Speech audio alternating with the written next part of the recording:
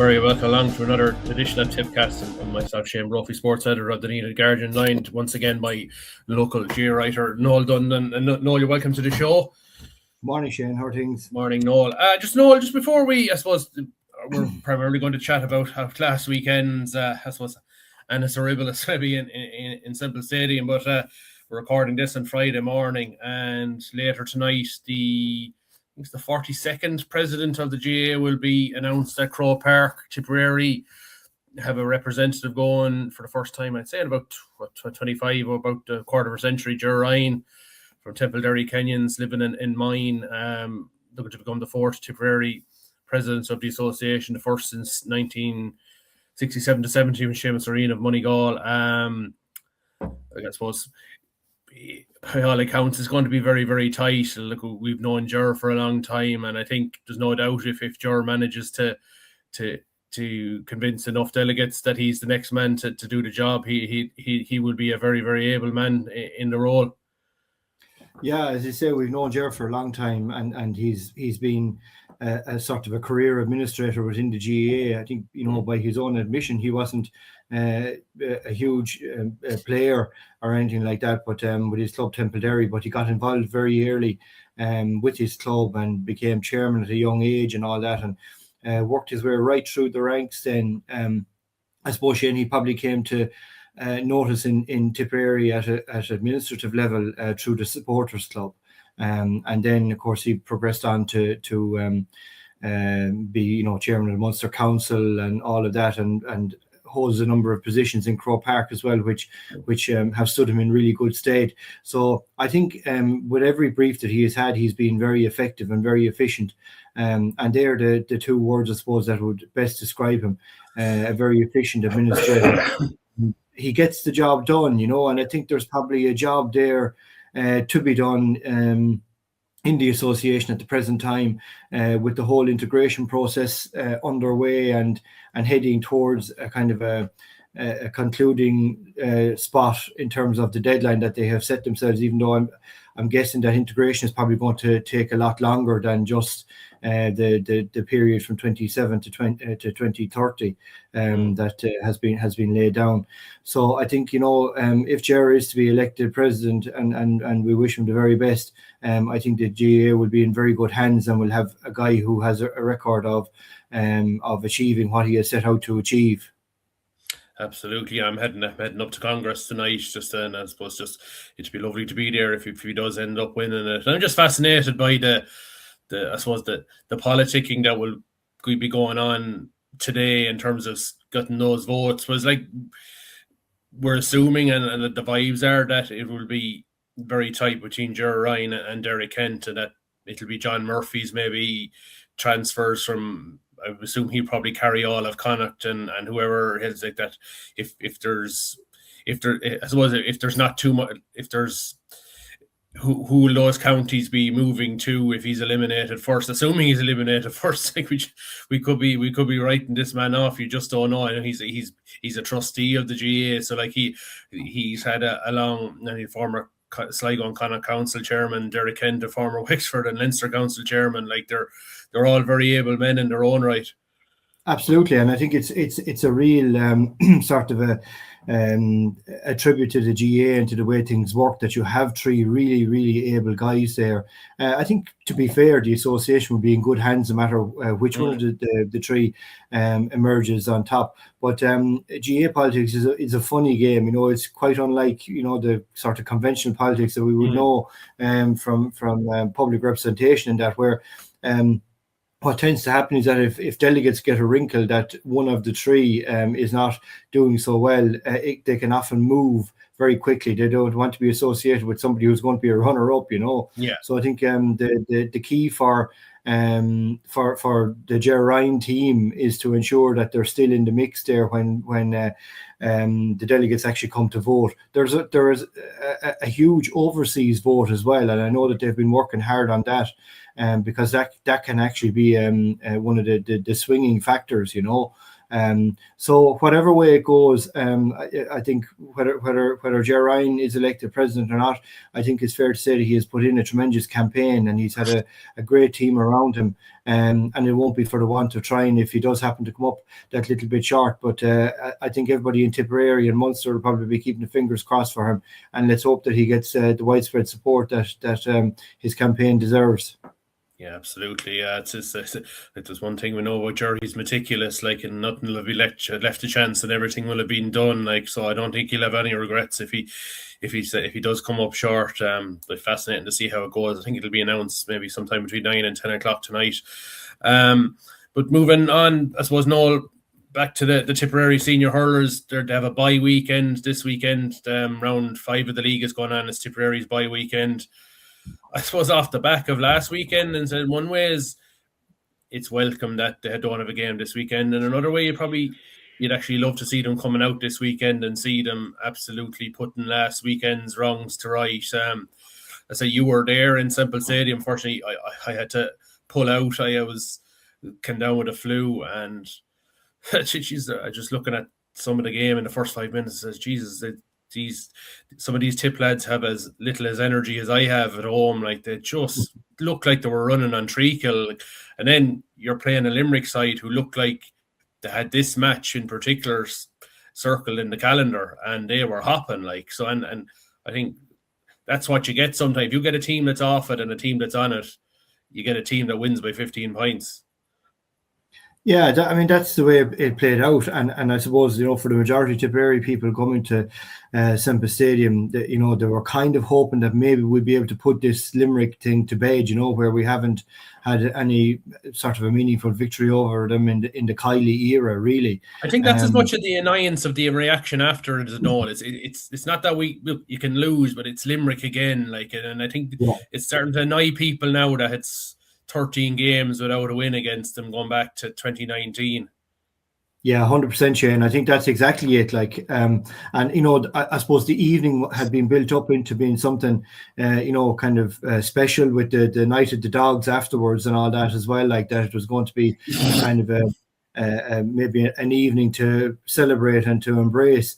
But within a couple of minutes of the start of the game, you kind of knew, well, this ain't going to be a coronation like we might have thought, Yeah. And I think you're dead right. I think that the size of the gap was due to Tip being slightly off, looking a little bit legged, and Limerick being absolutely flying and hopping off the ground. The training that the Tip boys are doing, they're probably trying to get mileage into the legs at this stage, and it just showed that they were a little bit heavy. Now, Liam had said that everything had gone well for him in training and all that during the week, but you can be mentally stale as well, and we looked a little bit like that. In fact, I kind of thought, Shane, that we looked a little bit like that in the Cork match as well, at times down in Páirc Uí Chaoimh, where the touch was just off, and fellas having to maybe kick the ball when before they just pick it and they're gone and all that type of thing. So I've no doubt that that's down to the training that they're doing at the minute, in order to be ready for championship. It was a disappointing one, and coming away from it with such a margin of defeat kind of stung. It stung Tip people.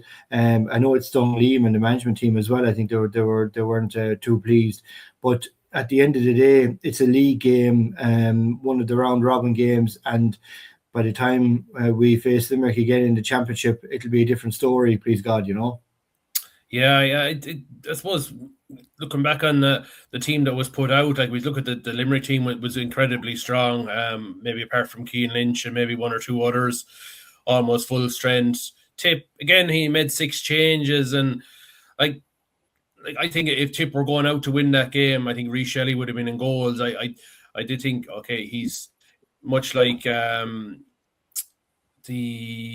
was in the Cork game that Limerick didn't play Rhys last year, and Rhys's puck outs are like the way I describe it is Rhys will give you the ball even if you're not looking for it. Yeah, and there was a couple of times, and I from a limited view of the television, that players made runs as we ordinarily, as we were watching at a stadium, players would make runs and Reese would have the ball gone before nearly as they're making the run, and they were making the runs the last time. Just Barry wasn't reading them. That's telepathy. He nearly has a telepathic understanding, particularly with Andrew Ormond and Jake Morris. And we saw that Andrew, I'd say he barely touched the ball and he was whipped off at half time. Jake was sort of confined into full forward. I know he came out early on enough, but I do think in terms of Tip didn't show their hand fully on how they want to play Limerick. They sort of want to hold that back for the championship match. Yeah, I mean, I suppose with any of these games, there's an element of shadow boxing going on, you know, and I'm not so sure that say it straight up. I don't think we went out to lose a game or anything like that. No. But I'm not so sure that we'd be too disappointed at not winning a game or finding ourselves in a league final, probably against Cork a fortnight before we played them in the first round of the championship. I don't think that would be something that would be on Liam Cahill's agenda. If it happened to be somebody else in the league final, so be it. But I don't think it's looking very much like it will be Cork. But yeah, what you're saying is true in terms of the way we set up. I mean, we had three of the starting defence from the All-Ireland. So half your backline was new, effectively, or hadn't played in the All-Ireland, at least started in the All-Ireland. But that's fine too. You know, we have to look at players. And we have to try and establish who can be there as cover. You know, we haven't seen Ronan Maher yet. He's still in the waiting room after that surgery, and hopefully he'll be back maybe the next day too. And Owen Connolly came in for his first start, I suppose. Robert Doyle is still struggling with that injury, trying to get over that, as is Mikey Breen. So, like, I mean, there are three big men that you'd have coming back into your backline under normal circumstances. And in terms of the attack, then I was probably surprised to see Noel starting, and even more surprised to see him finishing the game. You know, but again, what a player he has shown himself to be. I mean, there's not too many more superlatives that we can use in terms of Noel McGrath at this stage, but like just, you know, he's just his eye for a score and all that, just tremendous. We have seen him doing it for Lockmore so often, and for Tipperary so often, but to be in the twilight of his career and still doing it like that is incredible. And I think the management team would be very happy to have gotten a full game into Noel's legs at this stage, and will possibly be saying to themselves, you know what, we don't really need to see any more. We can just bring him along and make sure that he's ready for championship too, you know. And I think I think they will use Noel McGrath. I think we can forget that Tip the core of our squad is still very, very young. And you still mentioned the Sam O'Farrells and the Darren McCarthy's and a few more, and that no matter maybe how hard training is going, maybe a busy schedule have had, the one thing you can control is your level of effort. And Noel McGrath, I'm sure he probably was as tired as the rest of them in terms of maybe if they had a tough training week, that like he still carried himself as he should have carried himself. Maybe some guys maybe mentally weren't tuned in. Noel was tuned in, and I thought Seamus Kennedy battled manfully. Like the experienced guys brought what needed to be brought, and that it's up to, and maybe Connor Stakelum sort of, even though we were kind of submerged in the middle of the field, he still plugged away. That no matter maybe how hard training is or how busy you are, like, bring the right level of effort anyway. If you lose, you lose. And I think that's probably what Liam was probably chatting about after in the post-match, that just the level of effort in the first half. We didn't, whatever about maybe being primed for it in terms of going out to win as physically, but mentally you should be able to control that yourself. I think a lot of Tip players fell off that. Yeah, and I think that's why Liam's annoyance was there, probably, you know, that the effort wasn't there. You know, I think he would have said on more than one occasion that the one thing that he demands from a Tip team is that the effort levels are there. You can be off in touch, you can be off in pace, maybe if you've had a hard week, but that doesn't mean that you don't go at it as hard as you can. You know, you've got 5 subs there to come in, so you go at it as hard as you possibly can. for however long you're able to, and then bring in the soldiers to bring the ship home if you need to. And I think maybe that's one of the things that possibly was annoying him, that slightly, that effort level didn't appear to be there. We just didn't get to the level of intensity that we would associate with this team normally. And I suppose the challenge now, Shane, is to get back on the winning horse. We've had 2 losses in a row, and we go to Waterford next, which won't be a simple one either, especially considering Waterford have been playing very well and were unlucky last weekend to fall by a point. And they also will have the Ballygunner boys to come back into the team as well. So that's going to be a big challenge. But I think it's one that Liam is going to relish now, because he can really put it up to his players now and say, right lads, we've had 2 defeats. We're not entirely happy with the way you've been performing. Go out and prove us wrong. Go out and show that you are the All-Ireland champions, and that there is something more to it than we have seen in the last 2 games, But for all that, and for saying all that, it is not to dismiss how good Limerick were. Limerick were really, really good. Limerick, to me, looked like a team right on championship intensity and right on championship form. And I think if any of us ever thought that Limerick were gone away, well, we got a fair old warning last Saturday night in Thurles. This team isn't gone away. No, and I don't know if I live the view. I don't know what you think, that if every team plays at their best, Limerick are probably still the best team in the country. I think they're nearly, because like when they do what they do last weekend in terms of their sharpness, they can score points from out in the sideline. And they have that physical web in the middle of the field. They can choke you up and turn you over. And I still think when they play like that, they're almost unbeatable. But I would say that for all the hype about them, I remember they did that to Cork last year in the round robin in Munster in round 3, and they didn't win a match for the rest of the year. They lost to Clare in their last game. They lost the Munster final, and they lost to Dublin. So I think Limerick's issue is consistency. I think when their best is their best, I feel, personally anyway, they're the best team. But when they're slightly off it, they're beatable. They're like anybody else. Yeah, have they kind of entered the realm of being like a great cup final team at this stage, where they can really turn it on for performance, but maybe over the length of the season it might be more difficult for them, because there is a fair old the odometer has gone up on a lot of those players, and now look, in saying that, you bring in the likes of Aidan O'Connor and Shane O'Brien right down to the centre of their attack, and they destroy Tip. Matthew Fisher, cornerback, was outstanding too. Absolutely, yeah, and there are others come in too. I mean, they brought on Donegal O'Dooling, who I think is a cracking player. Like, he came on and got 2 points, and hasn't really seen a lot of game time for Limerick, but a really good player, And Adam English at centre field as well. Like, they're all contributing scores. Morrissey looked very good off the bench as well, didn't he?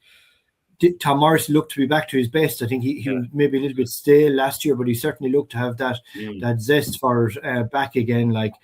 So as you said, Shane, consistency is going to be the thing for Limerick, and producing the performances week after week. And when you have a team that has a lot of experience or a lot of mileage on the clock, whichever way you like to describe it, the Munster campaign can be grueling, because you're trying to get the body right. You play a high octane game, and then you've got maybe a week, in some cases maybe only 6 days to get the body right again. And the fact that they're so fit at the minute kind of suggests to me that they are gearing for that, and that they'll be able to say, in the week in between each game, there'll be no real work done here. It'll be just a case of refreshing the body and recovery, Yeah, and I suppose we have to give them, I suppose we pick a couple of the positive things out of it all. I suppose the second half, I think the level of effort improved, even though we were a man short. We lost the second half by 2 points after Willie Connor's red card. I thought, even though it was a terrible first half, we still cut Limerick open 3 times, and the crossbar came to 1, and Nicky Quaid probably a great save from Dara Sacrum, and then the penalty. I think, strangely enough, I looking at the penalty, I said, did they actually foul Sean Kilelly? I wasn't sure. I think there's definitely something they need to tidy up this black card. I know people were questioning could it have been a black card. I don't. It wasn't a deliberate foul. I think they definitely need to tidy it up in terms of, and it's the same with Johnny Ryan's foul and in the Cork game, that we all know to the naked eye what is a deliberate foul or deliberate pull down is. Like, you still have to give the defender a legitimate chance to try and make a play. And if he doesn't and fouls, okay, just as it was, I think last weekend, it's a penalty. But there's too much of this. Everybody's looking for a black card now for every sort of a foul in the square, and I do think they need to tidy that grey. It's either, like, we all know what a deliberate pull down looks like. It's very easy. And if Johnny Ryan or Dan Morrissey makes a legitimate play to maybe try and stall a defender, and he just for whatever reason just makes a foul, it's a penalty. We move on. And of course, I just said to myself, if we have a chance, if Dara scores, we have a chance with the breeze coming in the second half, 10 points down. But as soon as it went wide, you said, "Oh Lord," it just sums up our half.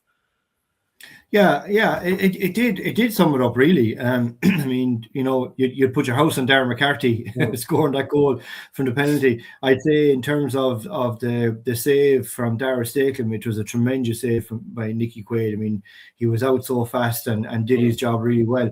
But as you say, Shane, we could easily have had 3 goals on the board by half time. And would it have masked maybe our performance a little bit in that first half? It probably would, But it still would have shown the fact that we were able to create goals. We didn't create any goal against Cork either. We didn't score any goal against Cork. At least we were creating them in the Limerick game. And right, the execution was a little bit off, and that's fine too. It was still only February, But I suppose the thing about the goal chances though was the fact that we worked them well. I mean, the move to set up Dara Stakelum was a really, really good move from all the way out. I think there was a couple of other times in the first half where we looked like we were about to open them up, but maybe we just didn't spot the pass or the secondary pass at the right time.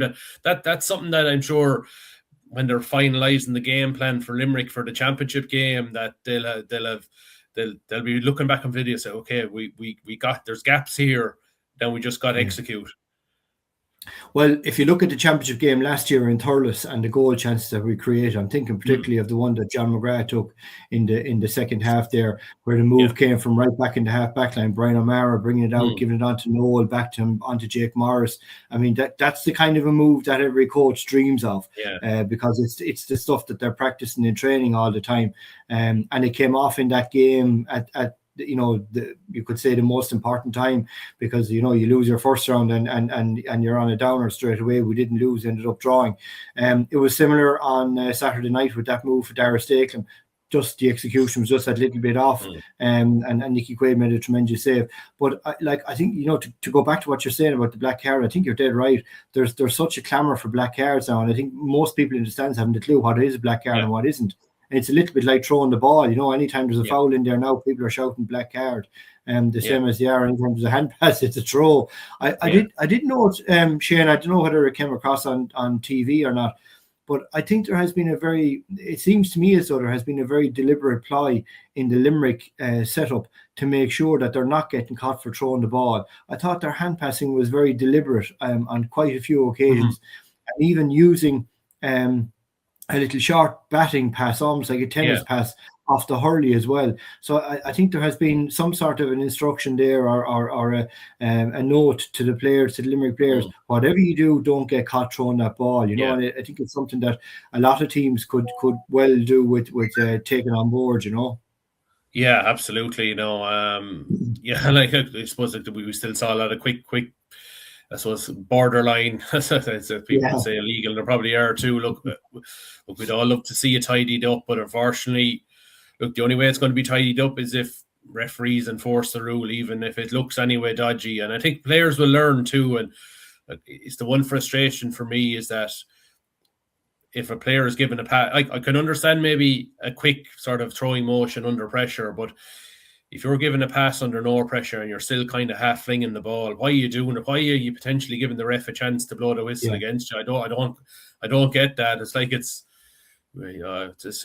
screw the rule makers or something like that. I know better. Like it's just it's frustrating like that. And you mentioned about there was a lot of stats last weekend about how high things went to where they were. I thought the most eye-catching one for me was the free count. It was 22 to Limerick against Limerick, 6 for Tip. And on one hand, you could say Tip's discipline was very, very good and stuff like that. But you could look at it another way and say we didn't get close enough to the Limerick players all game to foul them more. Like, and if you're not able to do that, you're able to score 31 points from play as they did. So I think that for me, and that's not reflective of what we've seen from Tip over the last 2 years. Like that won't be the Tip that rocks up against Cork on April 19th. Like that, they will be hopping. And as you mentioned about if you were to try and avoid a league final, we were going to have to lose one of our last 3. Hopefully, ideally, get back to Waterford, Kilkenny, finish the league on a high, and the Limerick and Cork game, particularly the Limerick game, will be forgotten by the time they roll on to championship. Yeah, they will. They will. I think all the league games will probably be forgotten by the time we roll on to championship. And I think it's interesting, just as you were talking there, the thought struck me. Had this result come 12 months ago, and the Cork result come to 12 months ago, where we lost 2 league games in a row, coming off the back of a very poor 2024 season, I think we'd be in a very different mind frame this morning. Yeah. But the fact that we proved what we can do and have shown what we can do in 2025 by winning the All Ireland and all that, and getting to a level of performance that really pleases the Tipperary public, I think the players are getting a little bit of a hall pass on at the moment, But I think that we could probably say if there's a repeat of this against Waterford, then there'll probably be a time to maybe get a little bit concerned with it. I cannot see a reaction against Waterford. Like I just, plus it's a dress rehearsal for the championship match. I'd say it'll be 6 weeks. Hence, nearly the same throw-in time and everything. I'm sure they'll be using as a complete dry run going down there. And look, potentially, if Waterford beat Galway this weekend, they're probably in the hunt for a league final, and potentially maybe we're worrying about relegation too. Like, so we definitely could do with one result going down the home straight, and definitely the Waterford game. Okay, you don't want to lose Kilkenny at any time, but you wouldn't like to be going into Munster having lost your 3 Munster rivals, and look, we haven't got a chance to play Clare yet. And our record in Thurles against Clare is dreadful as theirs is as theirs is at home against us. It's very, very weird on that one, but I'd be surprised, and so maybe we can look at next week that if we're not home and going down to Waterford on Sunday week. Yeah, I would hope we will be. I hope that there will be that little bit of a reaction. I think there will be too. But also, Shane, I think the likelihood is that we're not going to make the league final now, and therefore the final game against Kilkenny is very important, because I think we want to finish up our league campaign on a really high note. The fact that we're playing them in Thurles as well, we want to really give our supporters great cause for optimism as we head into the championship, because there will be that little bit of a window there for the team to be sharpened up and that ahead of the opener against Cork back in Semper Stadium again, like a couple of weeks after that. So I think while the last 2 games that we have are important in the sense that, as you say, the next one is a dry run for the championship. It's away to Waterford in Walsh Park, but it's also the opportunity for us to get back on the horse, having lost 2 league matches. And then in the final game against Kilkenny, if that is to be our final game, we want to end our league on a high note, and keep our decent record against Kilkenny going as well. Yeah, and Liam has kind of hinted in his post-match comments that, like in our first 4 games, we've tended to make maybe 5-6 changes that I'd say maybe from Waterford onwards, it'll be starting to mould our championship team together. Hope Jason Ford, hopefully back from suspension. Okay, we'll have lost Willie Connors. I know Michael Breen was earmarked to be back for that one. I think Ronan Maher played in a challenge match against Dublin earlier this week. Yeah, he'll want to get minutes. Robert Doyle, I know, is close enough. Like, there's Owen Connolly, definitely looked like a guy against Limerick who definitely needs more games in the legs. And look, and hopefully, I suppose, maybe Washington O'Donoghue, Sam O'Farrell, and Dara, definitely you could see a bit of Fitzgibbon fatigue in those three, especially over the last few weeks. Yeah, they have a lot of hurling played, haven't they, in Yeah. the space of a month or thereabouts, like, and that does take its toll mentally as well as physically, But I think probably the idea that Liam has, and I guess most managers would have at this stage, is to rotate your squad, get minutes into players, and the fact that the couple of injuries to, as you say, Michael Breen, to Robert Doyle and to Ronan Maher, that they had to be earmarked to come in at the concluding stages of the league, in order for them to get their minutes. So a lot of the younger guys have gotten their minutes now. I mean, will we see Cathal O'Reilly play down in Walsh Park? I'm not sure. Joe Caesar. I'd say they didn't. I'd say they didn't plan to give Robert or Cathal 4 games at the start. Yeah. Just when Robert pulled up against Galway and Michael Breen got injured, I suppose needs must. And look, he'll probably benefit in the long run. And like we saw, I thought I don't know if you remember it, the very start of the game, I say within 20 seconds, Cathal O'Reilly had dispossessed Gearóid Hegarty. I said, God, we're up for this Goliath. David's after slaying Goliath, and that was the only high point for me on the day. Is that, in fairness, O'Reilly, he took down Limerick's strongest man in a one-on-one contest. After that, he had it tough, but every other defender had it tough. Brian O'Mara had it very tough on Shane O'Brien, and I think it's further proof that I think Brian O'Mara is an outstanding halfback. He's not a fullback. And as we saw last year, particularly from the Clare game onwards, the Tip management when it comes to championship will be man-marking opponents. They will not be putting Brian O'Mara fullback. Brian will have a specific job. He'll either be wing back or he'll be a sweeper or something like that. Or Ronan Maher will go on the other team's key physical player like Brian Hayes at cornerback. It's like that's in terms of if we were going after the league, we'd be playing our same game plan the whole time, but we're not doing that. Yeah, and I think we're probably looking at other game plans, and probably, trying to devise a plan B or a plan C if needs be.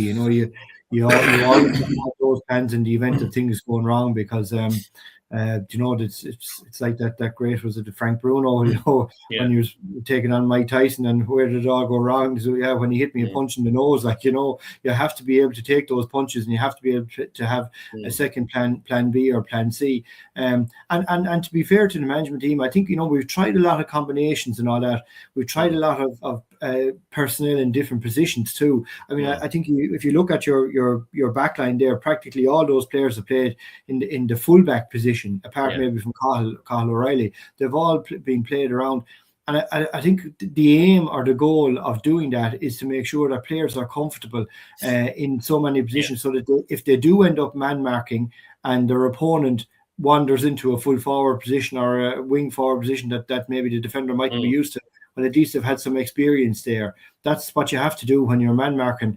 Like Ronan probably wouldn't be the most comfortable at fullback either. He probably preferred to be further out the field. But if he's sent to do a man marking job on the likes of Peter Duggan of Clare, as he was last year, and Duggan wanders into full forward, he's got to go with him, and he's got to be comfortable in that position, Yeah, and I suppose we're probably still a few rounds out before having a full evaluation of where we are.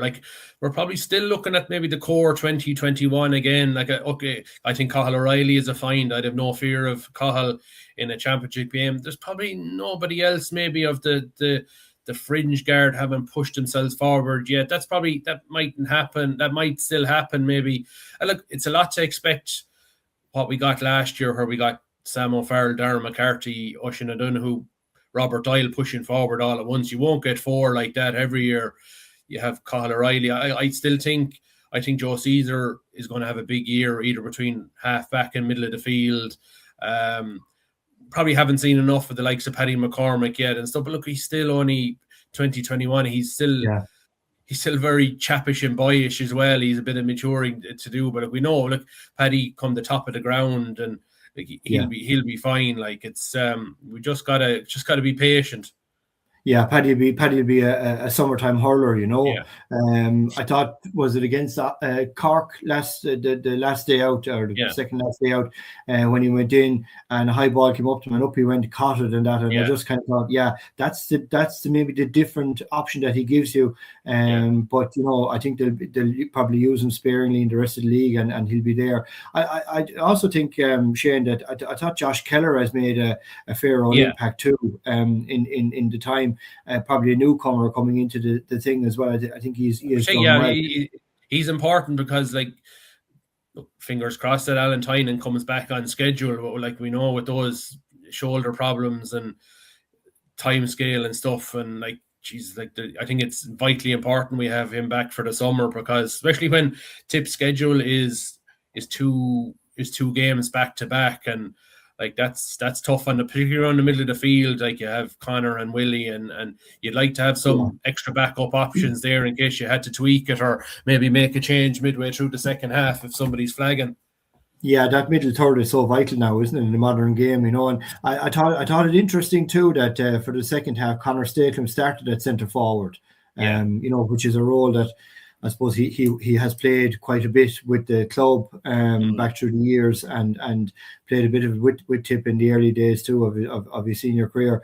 But you know, so you'd like to know what the kind of the thinking is there. Maybe if it's a Yeah. different type, he would offer a different type of role at centre forward. Maybe the guy who's going to sit on the centre back, and if it's like the quarterback type centre back that you're going to put a guy in on him who will just upset him and spoil him and all that, you know, which is what Connor is really, really good at, as opposed to Yeah, and the like, and Andrew I think Ormond role. it can be easily forgotten.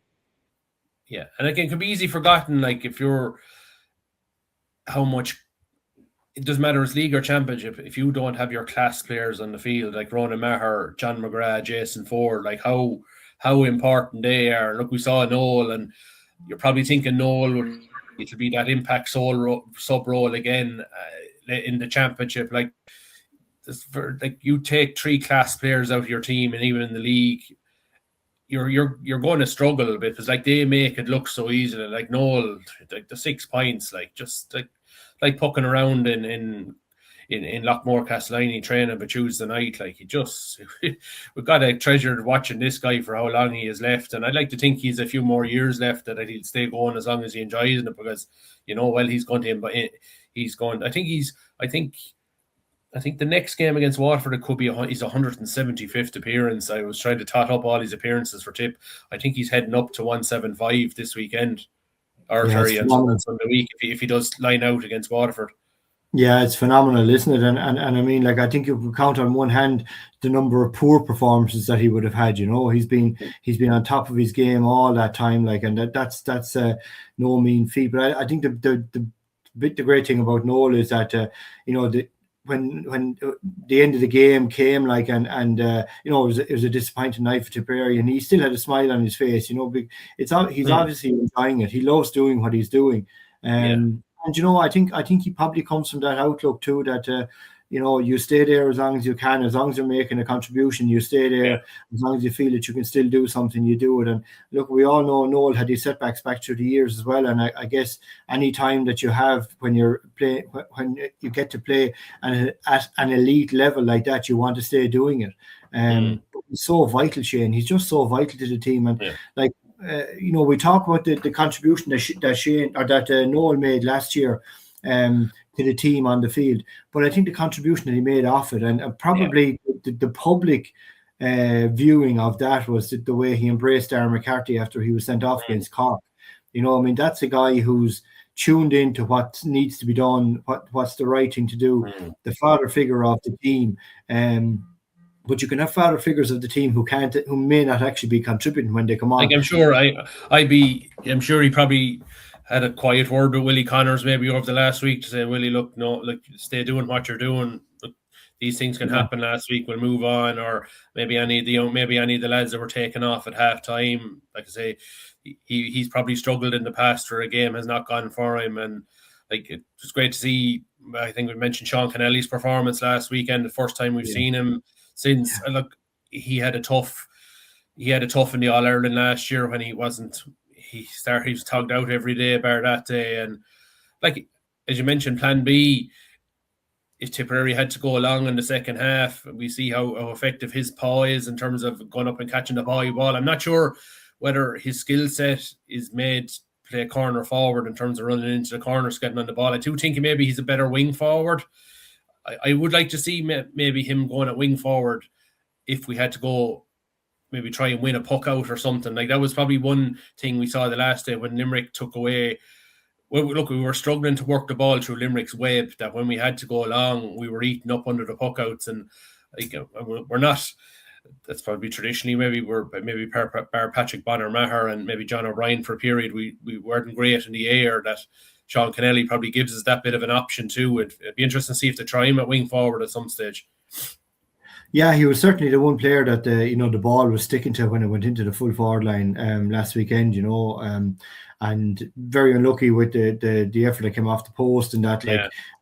But I think he has given Limerick trouble as well in the past. Yeah. I mean, he scored that great goal in the league last year down in Limerick as well in Páirc na Gael. So like he's definitely a player that I think offers something a little bit different to what we have. And as you say, he's very good in the air, and like he's not the biggest of men, he's not the tallest of men by any manner of means, but he just has that ability. I think he has tremendous upper body strength, Shane, and he's able to hold off a defender, which is a skill in itself, to create that little opportunity to catch the ball himself. So I think he's one that has shown in the league there that he has something about him, and to bounce back after the disappointment that he had last year. Unfortunately, you can only name 26, and he was left out of it for the All-Ireland, but he has bounced back well, I think, and I think that speaks volumes to the kind of character he is as well, and I think management would have noted that, Yeah, and I think it'd be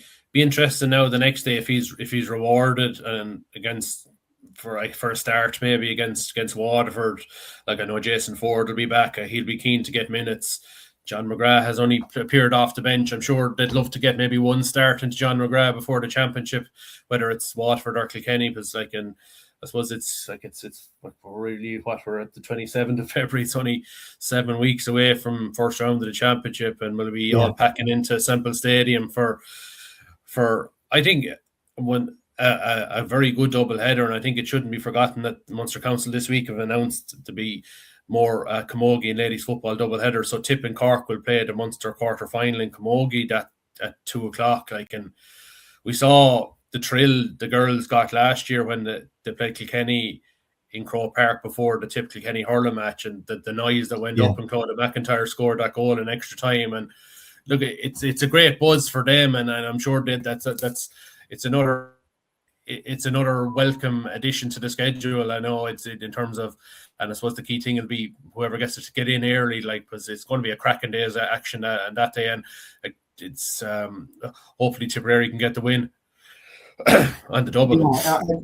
I think Munster Council made a great decision there again, and like I think it's something that we've kind of gone away from in recent years, the curtain raiser, and I think that there's a great pity in that. And I know there's a big gap between the matches because of warm-up times, and in the event of there being a bit of injury time and that kind of thing, right? You're not going to have extra time in the round robin sections of the league anyway, but in the sense that points will be shared of the round robin section of the championship, with points being shared rather than an outright winner having to be found. But there'll still be a little bit of a gap for the second teams to come out and get their warm-up done. But I think the curtain raiser is a really good thing. Early, they can get settled and watch the game. And let's face it, Shane, the standard and quality of Camogie has gone through the roof in the last decade. Really, really entertaining games, really good skills on show.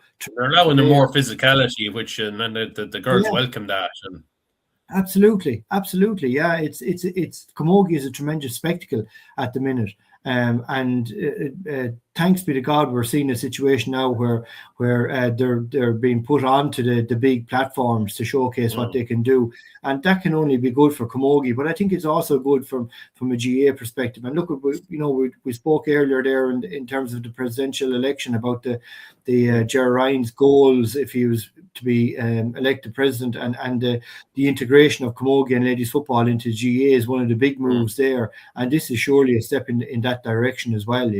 Let's see all those games being played ahead of the big championship games. Absolutely, and more of that and on. Noel, that's the end of part one of Tippcast. I want to thank Noel Dunn for joining us. Paul Carroll will be logging on for part two to have a little bit more reflection on the hurling and chat about Longford and Tipperary and the football. So we'll be back with part two in a few minutes. Bye. And you're welcome back. Part of Tippcast, which myself, Shane Brophy of the Nina Guardian, joined now by Paul Carroll of Tip FM, just to go through a couple of other bits and pieces that have happened in the world of Tip GA over the last few weeks. And Paul, we just had Noel Dunn on reflecting on last Saturday night's defeat for Tipperary, one you were commentating on for Tip FM.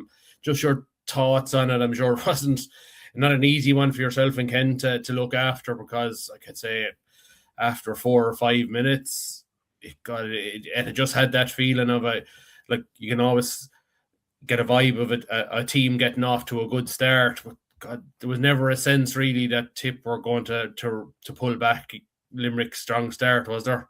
No, yeah, Limerick got such a good start, and you could see straight away that the Tip lads aren't moving that well. There's a lot of lads missing touches and things like that. So you kind of knew that they were maybe not at it that they needed to be. They're not at the level they needed to be at, and that kind of continued throughout the game. And yeah, those are hard games to commentate on. It kind of brings us back to at times in the last kind of couple of years when we had difficult days. But the good news is it's still the league, so it's early days yet. But you'd certainly like to see an upping of the tempo from Tipperary against Waterford and against Kilkenny and build some momentum into the Munster Championship. But yeah, just didn't have that energy, weren't breaking tackles.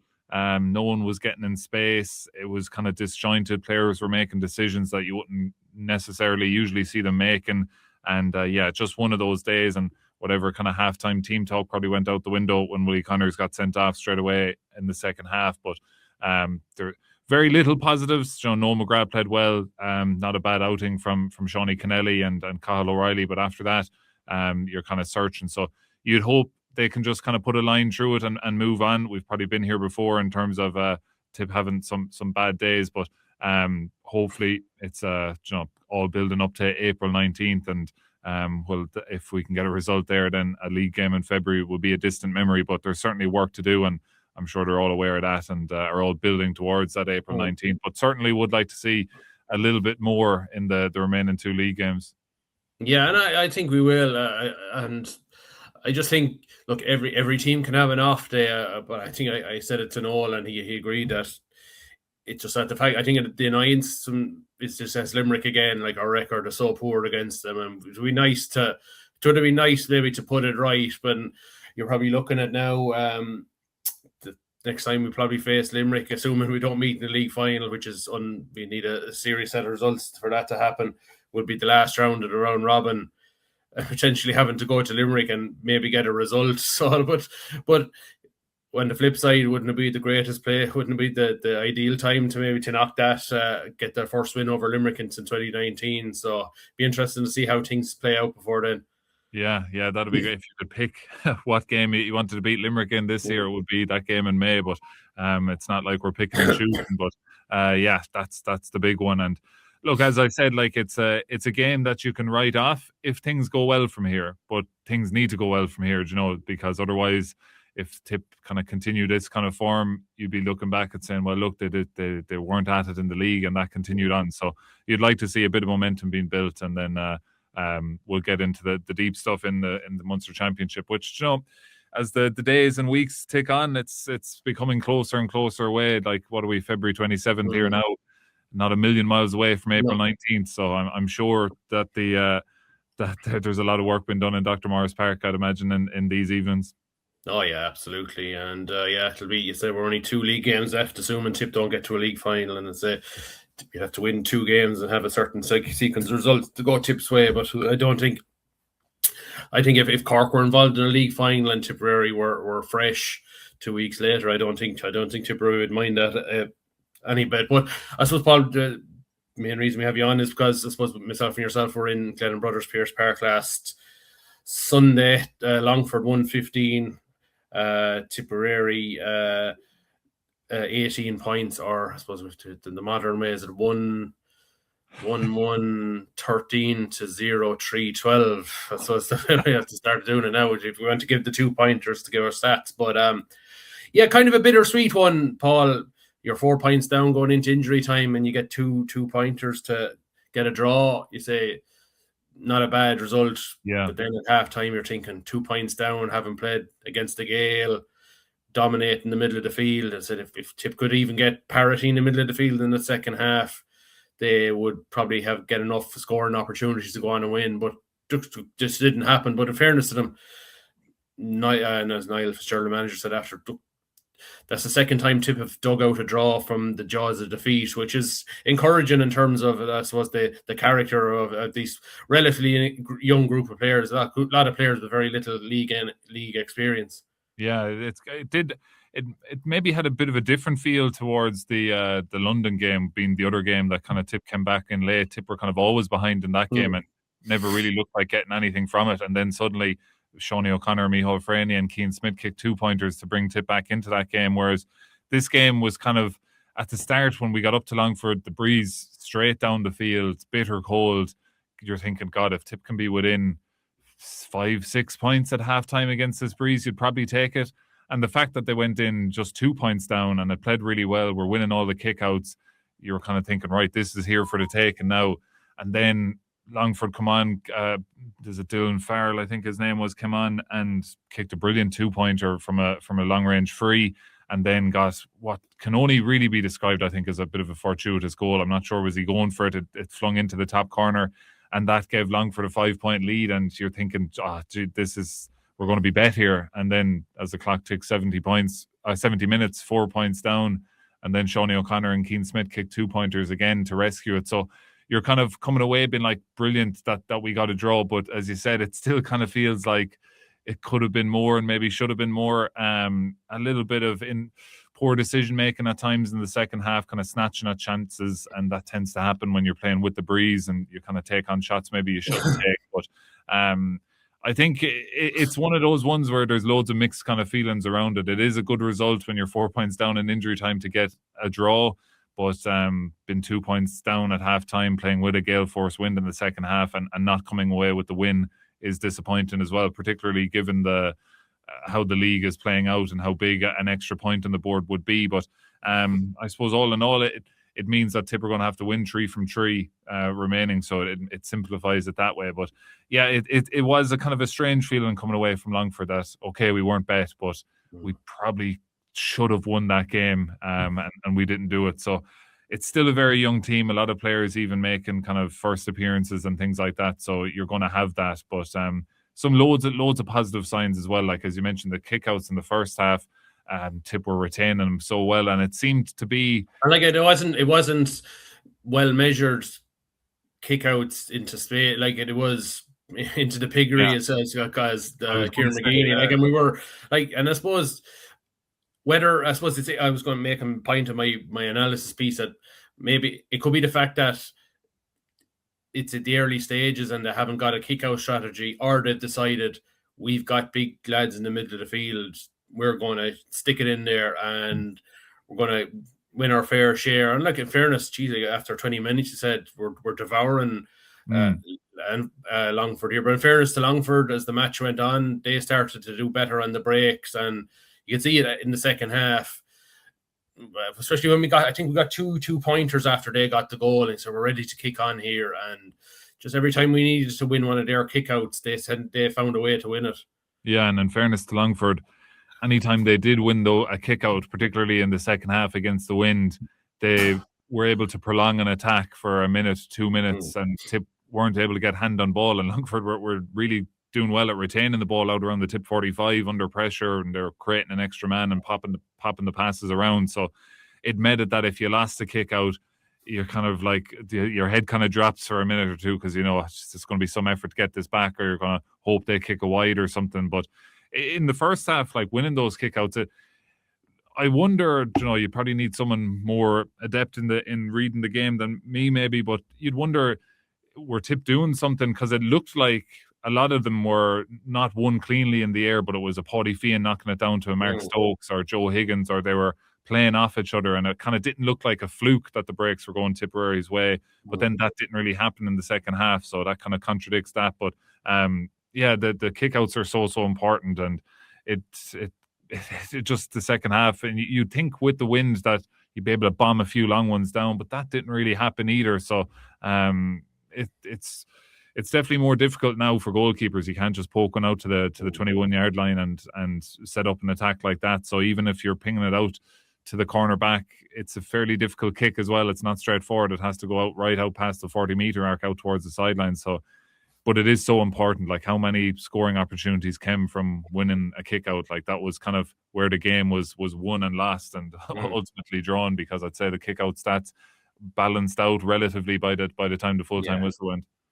Yeah, and I suppose, reflecting on the positives, you say at times we looked pretty dominant in the middle of the field, and it definitely looks like if we can get enough possession, we have a potent inside attack. Like Sean O'Connor's been there for a good few years now. He's a great leader. We know, like Dahi Hogan, like I think we all saw Dahi coming up underage in terms of low center of gravity, really dynamic, got 3 points in play, and Keane Smith for me is the one. Like, he's kind of been less heralded coming up through the ranks, but like this year he's having some run, like, and he's like 8 points from play. Like, it was 6 individual points and a 2-pointer.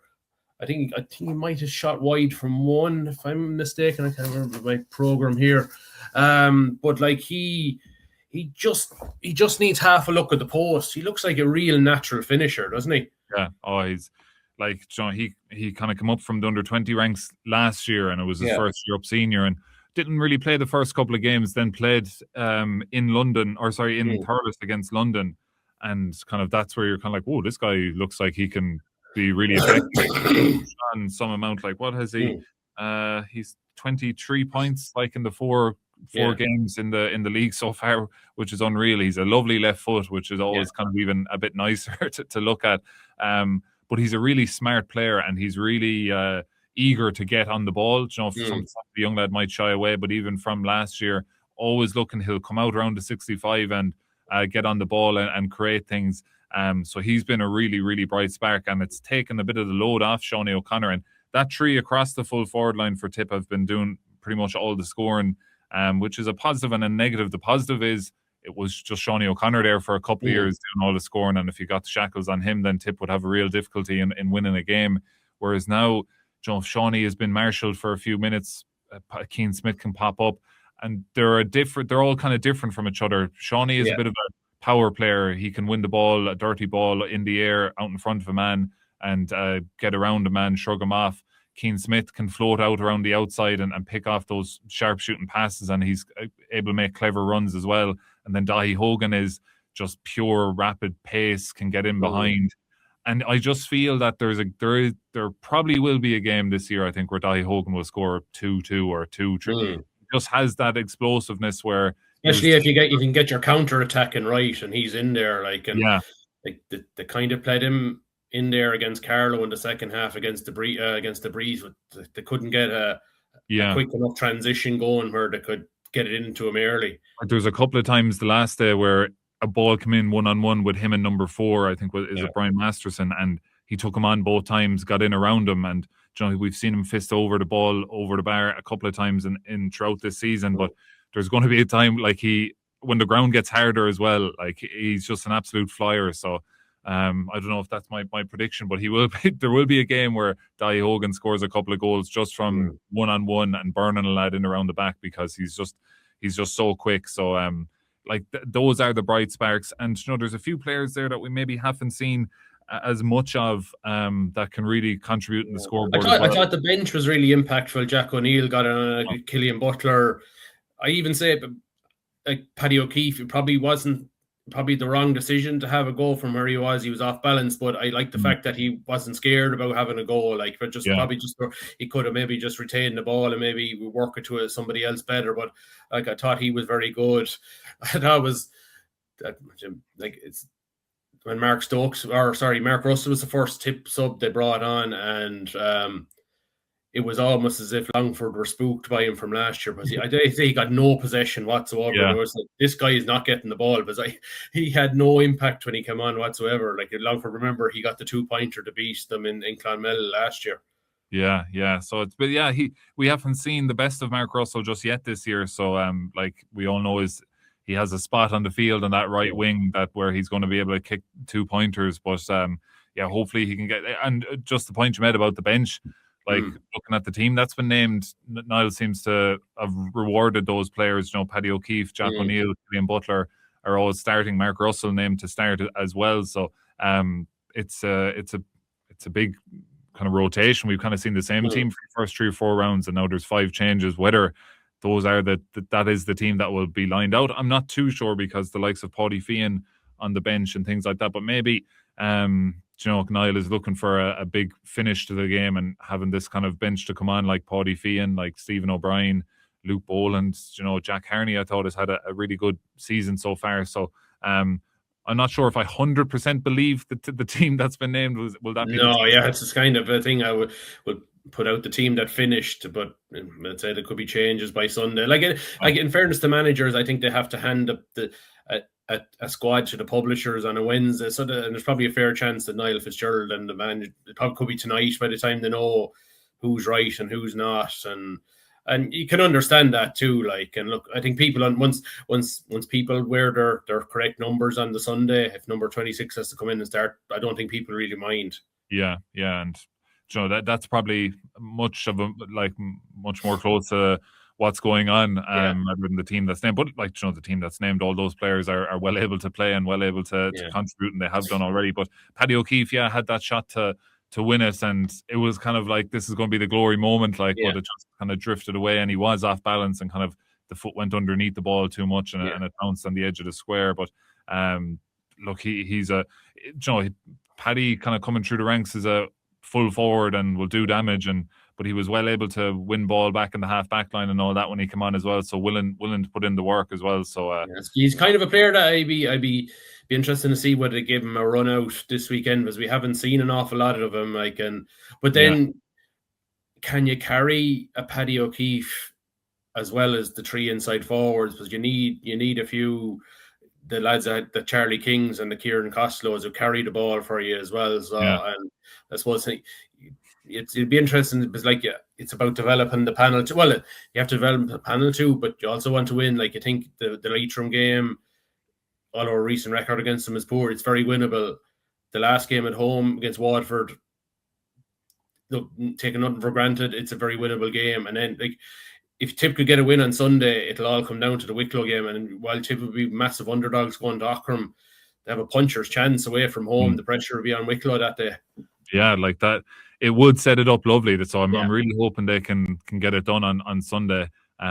Because it has been I always really enjoy going to the Tip football match, and I've really enjoyed this team with the young lads coming through. Like, we often mention James Morris, who had maybe one of his best performances for Tipperary, and he's come through difficult injuries in the last kind of 2 years. Yeah, what did you make of his newer role out in the half back line? I kind of I think that the defense is probably something that they're still trying to find the right balance in terms of out and out defenders, but also lads that can spring forward. And I think James, did he create maybe 3 points in the first half from his just penetrating runs off the shoulder? And I think what you might get from him at fullback, you lose in terms of a side of a ball carrier. Maybe when Jimmy Feehan comes back and maybe potentially fills the edge of the square, that would solve that, and you could release James further up the field. Yeah, well, he's like big man too, he could catch a few kickouts as well. Yeah, like anytime I've done games with Charlie McGeever and we've spoken about James Morris, he's always said he's a natural wing back. He's always telling me half back line is where James Morris should be, that he doesn't see him as a full back. He sees him further out the field. And I think we saw that last week. Like, if you look at the full back position, like, of course, Jimmy Feehan, when he comes back fit, is perfect for that role, and he's done that for the last decade or more with Tip. But Owen O'Connell, I nearly see as the heir to Jimmy Feehan. Like, he's that similar style of player, and I'd have no fear of him at full back. And when you put James Morris a little bit further, you see his running ability on and off the ball, and he has I didn't maybe realize it until this year, but he has a real aggression in him and a real dog in him as well. And that comes in handy. Like, he probably gave away a couple of frees the last day. A bit unfortunate maybe, but he's really aggressive and loves, I'd say, that kind of battle in the middle of the field. So it's brilliant to see him back fit. Like, I was there today. He had his knee injury in Rathkeale against Limerick, and just a real awkward injury and unfortunate one. And to see him back now, and he's a fine hurler as well. And but seeing him with the footballers, he brings that level of aggression and the type of lad you want on your team. And we saw it the last day. Those runs, there was a few times where nearly every score was somehow created, or he played a role in bringing the ball forward up the field. So I think that half back line is perfect for James Morris, because he can do a man marking job on a fella, kind of lock him down, and he can make those runs up the field as well. So he can do both. Yeah, and I think Mark Stokes is another one. I think has had a good start to the year too. Like, he's very, very athletic. He's a guy that really put a lot of work into himself, I'd say, over the winter. Like, he seems to be all energy now. He's really molded himself very well. And he's one of those, like, there's some players that are between, is this fella a wing forward or wing back? And I think Mark Stokes is one of those players that if you have him facing the goals, like, anytime he was getting the ball in the wing forward line, he's always looking to turn his man and take him on. Whereas if you already have him facing the goals, it's even better. And he's a great runner. And like, he was getting on a lot of those breaks from the kickouts in the first half last time. So there is loads of positives, like, from this Tip team. They've only lost one of the games from 4 so far in the league. They've only won one of them, and they've drawn the other 2. So you can kind of splice it up whatever way you like. But I'd always err on the side of positivity, and there's been loads of positives. And I think Paddy Feehan is actually having a really good year as well as captain of the team. And I think Niall is kind of managing the players well. Like, we often seen Stephen O'Brien play a full 70 minutes. He's had horrid injury luck in the last couple of years. So I think Niall is kind of cashing out after 50 minutes of Stephen O'Brien on the field and just saying, right, we'll have him for the next day anyway. So I wonder, will Stephen start, or will he look to bring Stephen on Sunday? That'll be interesting. He's named on the bench, but we'll see how that plays out. But yeah, Mark Stokes is having another really good year. And Joe Higgins as well is someone who missed out a lot of club football last year with commercials, was injured for pretty much nearly all the club season, just coming up from under 20s. And he looks like he's been in there for a couple of years at this stage. He's been very comfortable in his role. Yeah, I know. Like, I think they'll be definitely taking a step forward this year. Look, whether you would say now, would Tip be ready for Division 3? Maybe not, but in 12 months' time, they could be mature enough to be good enough for it. Like, so, but look, if we can get the results up next 3 weeks and get up to Division 2, a bit of positivity going into the championship, I think, and definitely they seem to be, in terms of playing the new rules and the 2-pointers, like, we definitely have elements of our game now to be very, very competitive with teams. Like, and I suppose in terms of getting your platform in place, maybe for a few years down the line, it's not a bad place to be. Yeah, and like, there's like, these players are all kind of, well, a lot of these players are young and developing, so they're going to be better players in 12 months' time, you would think. But already now, if you look at the substitute bench each week, there's options there. We haven't really even said the name Micheál Freeney yet, and he's been so good when he in his debut season last year. So he's another one that can, if he can find that form again. But like, Niall has options when he looks to the bench, and Tip managers in the last kind of 4 or 5 years maybe wouldn't have had many options in terms of lads that can come on and really change the game and do a job. So that's a positive sign as well. So again, we know where we are. We're in Division 4, like, and we're 4th place in Division 4. So no one's going to get too far ahead of themselves. But everyone who has been to games and has seen this Tip football team can see progress and can see the kind of green shoots that are coming through. Yeah, and just in terms on the ladies' side of things, in terms of ladies' football, the Tip ladies drew with Monaghan last weekend, won 12 apiece. Strange game. Mad game. 1-11 to a point up, and ended up needing a point and at a time turn a draw. Yeah, I suppose the ladies are playing under the new rules now, and 2-pointers and stuff, and yeah, it was disappointing for them, like, and probably not going to get promoted now, and but it was always a thing. But they've been very, very competitive in all their games, like, and I suppose it's about building a new panel, and like, you're considering like the quality of players they potentially could have, but they're not because of Australia. And like people are looking at the likes of Meath and who they've lost. Like I still think if we had the players that were there in 2019 when they won the intermediate All Ireland, I think the Tip would be contending for senior All Irelands. That's the caliber of player Tip have lost over the last few years. And potentially maybe. I would like to think maybe in years to come they'll come back and give it a go, and maybe but because they're still relatively young, mid to late 20s. But it's kind of frustrating. I suppose it's more than ourselves as Meath. It's the counties are losing these players that you're wondering what if. Yeah, and it kind of have this battle in my head when it comes to it, because you don't want to be not disrespectful, but to the players that are there and are playing. You don't want to always be talking about the players that aren't there, but it kind of, you can't ignore it either. You know, Aisling Maloney was All-Star nominated last year. Orlo Dwyer is one of the best female athletes in the country. And you can imagine Aisling Maloney playing in a 3-up for another team can't flood the defence. Or like 2-pointers, like, and you know, the game is probably made for her now. And even contesting kickouts and things like that as well.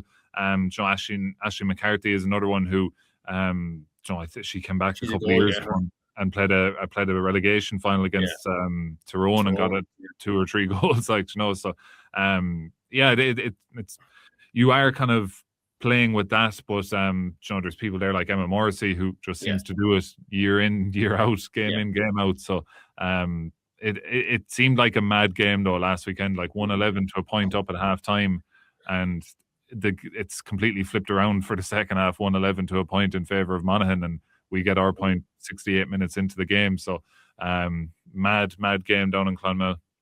Yeah, and the Tip Senior Camogie team fell to Kilkenny 15 points to 10. Disappointing first half, 11-2 down at half-time playing against the wind. But the Tip were short-handed. None of the Thurles Sarsfields players were there on a holiday post their county championship victory, which was fair enough. And Cuevas Declan was with the Ursuline Thurles, who lost the All-Ireland final to Loretto of Kilkenny. They're actually playing each other in the junior final today. So the Ursuline doing great work in terms of camogie. And in terms of last weekend as well, Paul, Nina CBS found out their opponents for the semi-final of the Crow Cup. They'll play St. Kieran's College next Saturday. Actually, I completely forgot the match was on, and I looked at Twitter 45 minutes and I saw Stream Short, or it was on Stream Short's YouTube channel, and 16-11. Now, God, it's a big shock here. Turned it on and Kieran's came to life. Kieran scored 11 points in the first 50 minutes, scored 2-7 after that, won by 9. Hard to know what to make of them, or the more the team that played the first 45 or the last 10, but it'll be a mouth-watering game, and still no venue yet of where it'll be. Yeah, I can't wait for it. Like, this game is one of the biggest prizes games you can play, whereas like it's similar to Upperchurch, Strumban and Danesfort. It's an All-Ireland semi-final where the winner gets to go and play an All-Ireland final in Croke Park. So I'd imagine whoever wins, there'll be similar scenes to that Upperchurch game against Danesfort, where people are on the field for half an hour after, because it almost felt like there's a cup going to be presented because you get to go and play in Croke Park. So it's going to be a massive game. Really interesting to see where it's going to be played from both a spectator point of view and from a broadcasting point of view with Tip FM. Hopefully it's on in a venue that at least has a stand anyway. But this time of the year with the weather we've had, it's going to be, I don't think that there's too much choice there for the. Remember 2012 when they played, and both All-Ireland semi-finals were played in the Rag, and it was sent himself. Maybe Kieran's College took Nina for granted or something that day. I don't think they'll be agreeing to play in a Tip venue this time. I'd say, like, I've heard Rathdowney earmarked where Nina played 2 years ago, but as far as I know, there's no stand there unless they built one in the last 2 years. And to be great if we got into Portlaoise, but you don't know whether Laois County Board could be minding it for their teams, the way the weather, how bad the weather has been the last few weeks. So I suppose we'll find out. But like somewhere where I would think you probably could maybe 2,000 or 3,000 people. Like it's like there's a big especially with Nina, there's a big entourage with Nina, big support base behind Nina, and like there's just speaking to some of their selectors there yesterday ahead of the game, like they're really low. Like 5 weeks has been a long time to put down, but they're really looking forward to this now. They're hungry for it now. Yeah, and like some of those lads would have been involved 2 years ago when they're beaten by a Cullen Killeen point, I think, late on for Loughrea in the semi-final. So, to get to Croke Park is such a big thing, and you can almost smell it now, but it's going to be a real difficult game. I haven't watched back that Kieran's game yet. I'll probably watch it back during the week next week before the match next weekend. But they're one of the aristocrats of schools hurling, so they're always going to be a very strong team and a difficult team to beat. So. There's definitely one thing about them; they're absolutely huge. They're the biggest schools team I've seen now. And like they're hurl, but like there's a centre back there. If he's not 6'6", 6'7", and he's mobile, like they're a fine team. And this was the other semi-final, Pres Athenry against St. Flannan's. It's a fair. I'd say a 50-50 chance. I suppose it is 50-50, but there's a fair chance you could get a trilogy of Nina and Flannan's on Patrick's Day. To be a nice one to have, but I suppose Nina have to take care of their business first next week, and we'll preview that and more on next week's episode. That's about it for a lengthy Tippcast this week with Noel Dundon and finishing up with Paul Carroll of Tip FM. We'll be back next week to, I suppose, build up to Waterford against Tipperary in the Hurling League, reflecting the Tip Hurlers and the Croke Cup, and plenty more besides, and we'll also reflect on Congress, and hopefully maybe a Tipperary president will be elected as well. That's it. Bye for now.